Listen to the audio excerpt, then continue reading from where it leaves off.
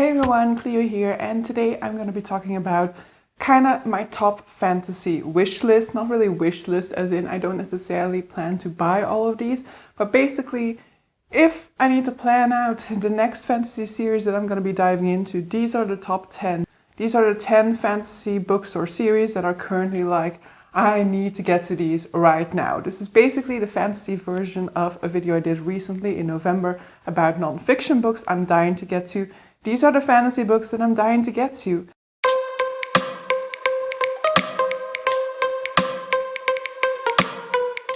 So we're starting off with one in which I've actually already started. I started this one 2 years ago, but because of the fact that I'm really prioritizing reading my physical TBR, I haven't gone and bought the rest of them and I haven't completed the series. And so that one is The Poppy War by R.F. Kuang. So this is basically one of the biggest priority reads for me in 2022. I definitely want to finish this series out. So this is Chinese-inspired fantasy. It's basically a sort of like fictionalization of the rise of Mao Zedong, or basically that's what the author is trying to examine throughout this book series, is how does somebody become a Mao Zedong? How does somebody rise up from nowhere and then become this sort of authoritarian figure? So we are not expecting a happy ending to this series, and especially based on what I've been hearing people say, people very much say that their souls have been crushed by this book series. And this series is inspired by real life events as well, and so in the first book, for example, there is very brutal portrayal of war, but do know that this is realistic. These are acts that have actually been portrayed, in this case in the Second Sino-Japanese War. Second series that I'm mentioning is definitely a priority read because I recently bought these ones, and so they are now part of my physical TBR and they need to be read in 2022 for me to reach 0 TBR. And I'm talking about the Green Bone Saga, with the first book being Jade City. So this was definitely one of those fantasy series that was high up on my radar, one of the series that I definitely wanted to dive into and that I had already figured out I wanted to do that in 2022. Basically was one of these sort of like, once I reach 0 TBR, I can finally get these books types of series. But when Lumicrate announced this particular edition, I was like, I cannot wait, I need these editions. These are very different from the original edition and I just think they're absolutely stunning, and so as a result, I allowed myself to get these. Budget-wise, this is a very horrible decision because they are definitely extremely expensive.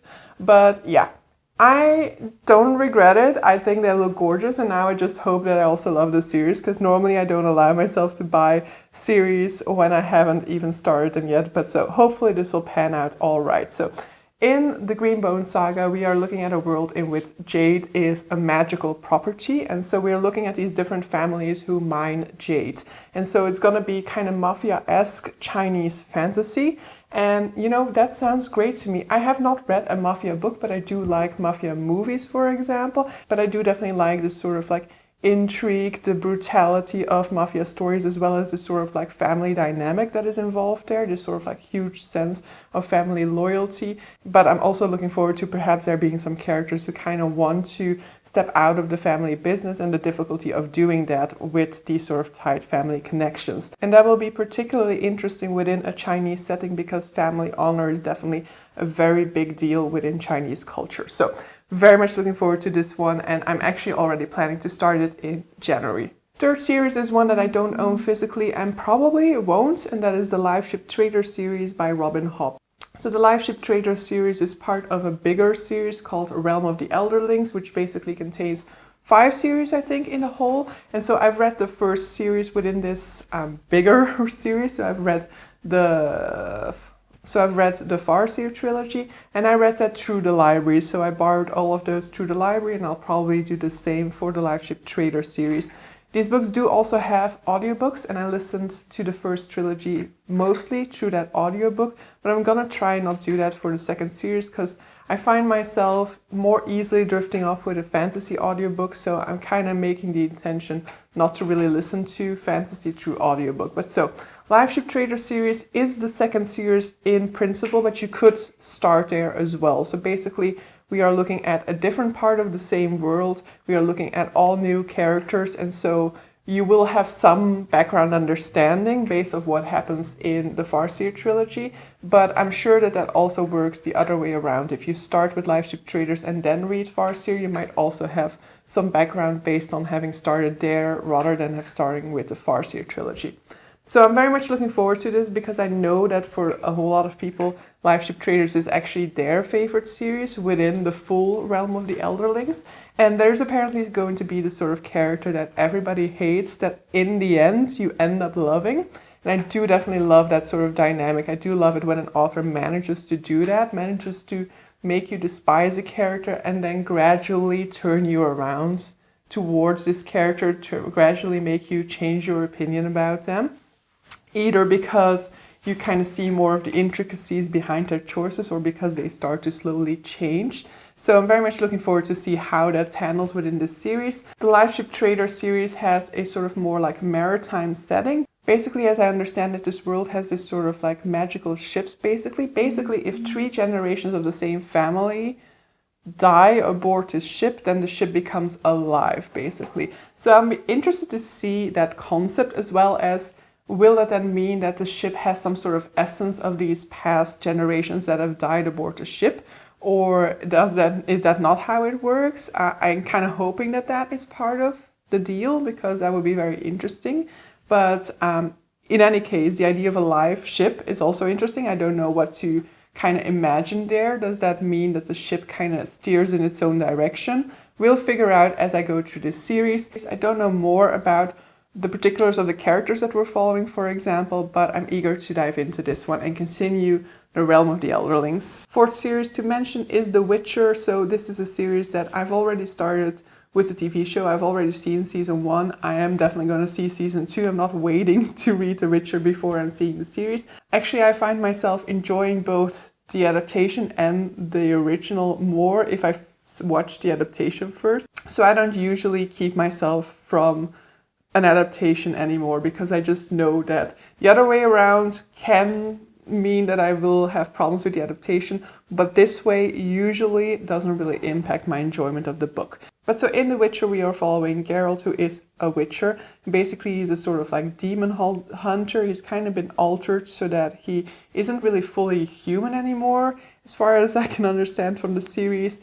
And there's a whole lot of like, you know, prejudice against them. However, they're definitely also very much needed, but they're kind of more like struggling to get by because their services aren't really requested all that often anymore. As for the full storyline, I actually don't really have an idea. I know that the first series follows a sort of like first prologue book, and so you have like 2 prologue books, which are kind of like short stories, I believe, and then the actual series starts, and then you also have 3 games, and I think the games are after the books, but I'm not entirely sure.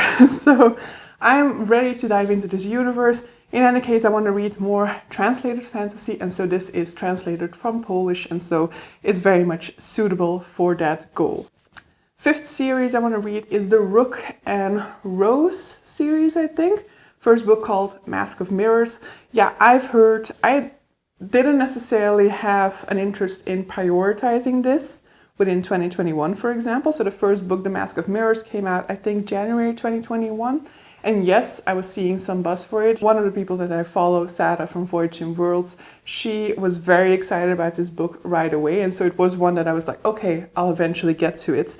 But now the second book has been released this month, and I've seen more people talk about it. And I've seen more people who have been already indicating that The Mask of Mirrors is going to be on their like favorite books of the year list, which definitely means that it's going up in my priority list and that I want to get around to it. And I kind of really want to like catch up to it as fast as possible. Like, I don't know too much about The Mask of Mirrors anymore. I know it is more of like Venetian setting fantasy, and I believe it has a matriarchal society, or it has a fully sort of like queer normative world. In any case, the world building apparently is amazing and it's very well done.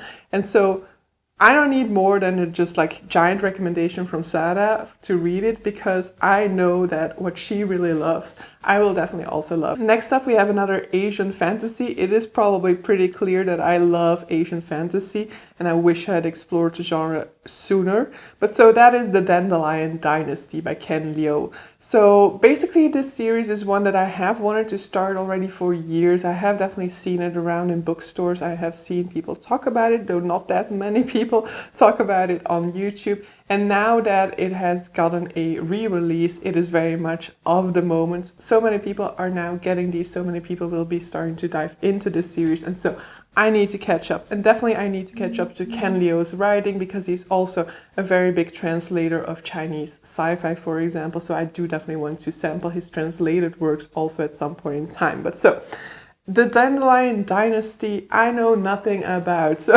it is super high on my radar, and that is just for the reason that it is Chinese fantasy. But as far as I'm aware, it's actually steampunk fantasy. I mean, at least the covers, the new covers, definitely make it seem that way. And that makes me a little bit more hesitant, because I have not read steampunk fantasy. And so in that sense, it is a little bit of an experiment. We'll see how I feel about steampunk fantasy, whether it works for me or not. But yeah, it's done its due. It's been on that waiting list for a pretty long time, so it's time that I start getting around to it. Next up is basically a reread, and that is A Chorus of Dragons by Jen Lyons. I have read the first 4 books in this series. 5th one is coming out in April, end of April, and so I will be joining the read-along that Saga is hosting from Voyaging Worlds, and I will be reading the first 4 books in the first 4 months of the year, and then I will be reading A Discord of Gods, the new release. So A Chorus of Dragons is a series in which we're basically following our character Kieran, who's in the wrong place at the wrong time. He basically witnesses a crime, and through his presence there, his secret identity is revealed, because it turns out that he is actually related to royalty. His life does not take a turn for the better because of that. He's taken in by his real family, and they definitely do not treat him all that well. The series is very complex and convoluted. It uses multiple timelines. There's a lot of resurrection. There's a lot of sort of like reincarnation. And so you need to keep your wits about you. But if you just go along for the ride, then it's a really fun ride. I definitely love this world, which has a lot of different queer representations, a lot of different queer cultures. And it does to some extent also talk about empire, colonization, and things like that. I think most of the characters within this world are, for example, also queer. So it's a very diverse read in that sense as well. There are dragons, which is always a plus. And yes, there is also a polyamorous ship to root for within this series. Next up, we have another translated fantasy series, which is also another kind of experiment, and that is Legend of the Condor. I've forgotten the name of the original author, but it'll be on the screen.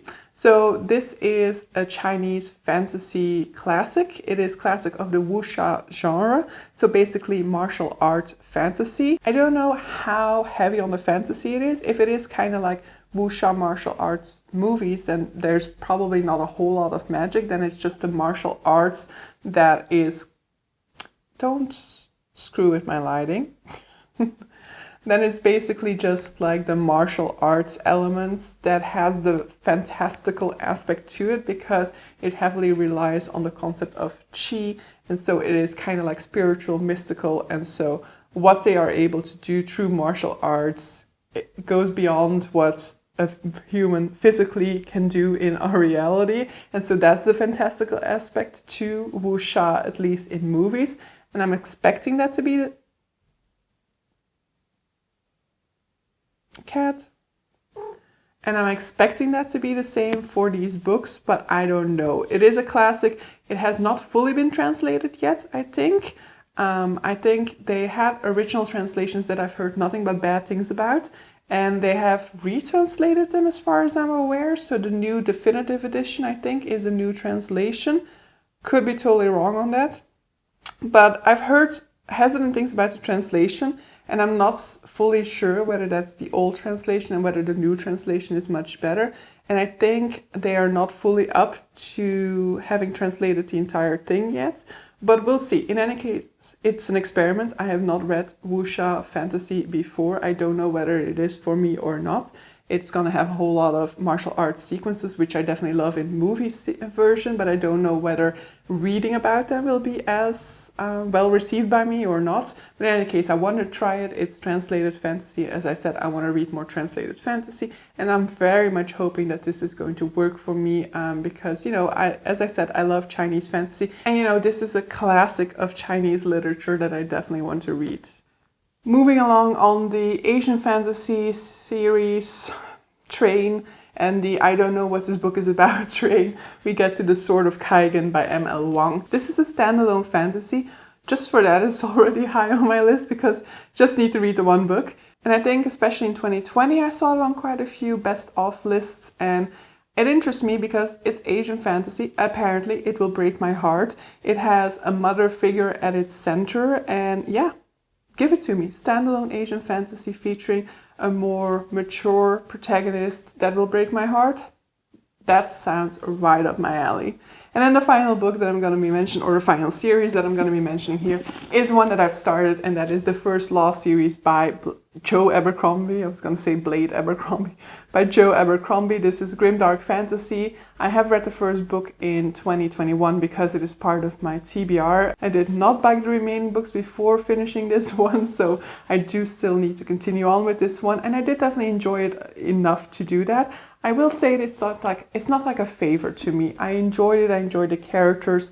I enjoyed the pacing to it, and I'm interested to see what will happen from here on out.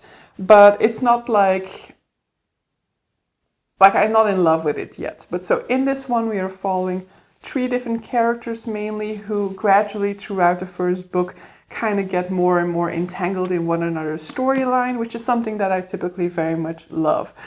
In this one, we are following an Inquisitor Glokta, who used to be the sort of like star boy of the army, but then he got captured during one of the past wars, and he was crippled in the sort of like torture that ensued. And so he is now an Inquisitor. He's very much a ruthless character, a character that everybody in this city kind of despises, loathes, fears. I find him to be the most interesting character to follow, as he's very much grey, morally grey. And so it's interesting to see the choices that he makes and the reasons behind his choices. Then we have this character called Logan, who's basically sort of like brute from the north, who I think is sort of like the most likable character within the story so far. Though he's also the kind of character who seems to care the least about what is happening in the grand scheme of things. And so in that sense, he isn't the most plot active type of character neither. And then the third character, Lektal, I think his name is. I might have misremembered that. He's kind of the new up-and-coming star, the new rising star, but he's also kind of the one who isn't really self-motivated all that much, and so as a result he's not really putting in the effort that is needed to win this tournament that would make his father really happy. He's kind of an asshole, and so his perspective isn't the greatest for me, but you do see some growth throughout that first book already. But so, not much to say about what actually happens within this book. There definitely is a plot, you know, but it's kind of plot that kind of falls together very slowly, and that's kind of more easy to see in hindsight than as you're going through the book. But so definitely kind of go into it expecting more of a character-focused read than a sort of like plot-driven story. But so yeah, that is my list of 10 series or 10 fantasy books, because one of them is in the series, that are currently my priorities to get to. These are basically the series that currently give me FOMO. Whenever somebody mentions them, I'm like, yes, I also want to read these, but when I don't have the time. And so hopefully in 2022, as I said, some of these are definitely a go. One of these at least is needed for me to reach my Zero TBR project, and I'm just hoping to get to Zero TBR as quickly as possible so I can kind of start prioritizing some of these series that I've been putting on hold for that moment for years now. But so yeah, hope you enjoyed this video. Let me know if any of these series are series that you've read. I mean, definitely rub it in that you've already gotten around to this while I haven't. And let me know which are some of the series that you really want to get around to. What is kind of top of your list, for example. But so yeah, hope you enjoyed this video and see you for a future one. Bye!